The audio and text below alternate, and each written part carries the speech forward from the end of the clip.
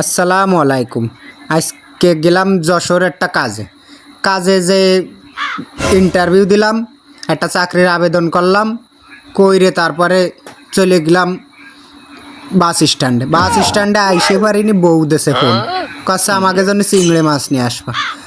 তা যেহেতু আগে 1 তারিখ গেলাম, চিংড়ি মাছ কিনেছি। তা আমার মায়ের আবার লোভ লেগে গেছে, তা মায়ের চিংড়ি মাছ খাবে। তা মায়ের জন্য চলে গেলাম যশোর আর মাছ বাজারে, যাই চিংড়ি মাছ দামাদামি করে চিংড়ি মাছ কিনলাম। যেহেতু আমরা বেনাপোলের ওইদিকে থাকি, তো বেনাপোলের ওইদিকে যা দাম মাছের, পুরো বাজার গরম। তারপরে চলে গেলাম মাছের বাজারে, ঘুরতে মেলা দোকান ঘুরে এক দোকানের 1.5 কেজি মাছ ঘাপালাম। 1.5 কেজি মাছ নিয়ে বাড়ি এসে যে ডাইলে দিলাম, বৌতি করছে বাবা রে বাবা, এ কবে ধরে করবো বাঁচবো। সে এক গাদা চিংড়ি মাছ হয়েছে। তারপরে কাঁচা বাজারও খানিক ঘুরলাম, কাঁচা বাজারও ঘুরে মেলাক্ষণ ধরে ঘুরলাম কাঁচা বাজার।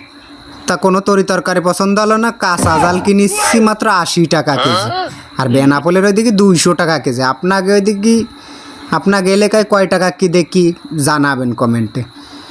তা যেহেতু চাচার কাছে টমেটো জিজ্ঞেস করলাম, বলতেছে 40 টাকা পোয়া মানে 250 গ্রাম।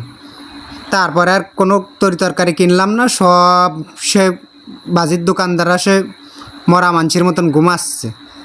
তরকারি যদি এত দাম হয়, আমাকে মতন গরিবরা খাবে কি? আমরা সে গরিব মানুষ, ওই যা পাবো তাই খাবো, সস্তা যেটা পাবো সেইটা আগে ধরবো। আমরা সে বাঙালি জাত, সস্তা আছে বস্তা ভরবো। তা যেহেতু সব কিছুরই দাম মেলা, তা কাঁচা বাজার আর কিছু করলাম না, বাড়ি নিয়ে আসলাম চিংড়ি মাছ শুধু। আর 1 কেজি কাঁচা জাল কিনেছি, 1 কেজি কাঁচা জাল 80 টাকা দিয়ে কিনেছি। ওই বললাম না, বাঙালি সস্তা ফালি বস্তা ভরে।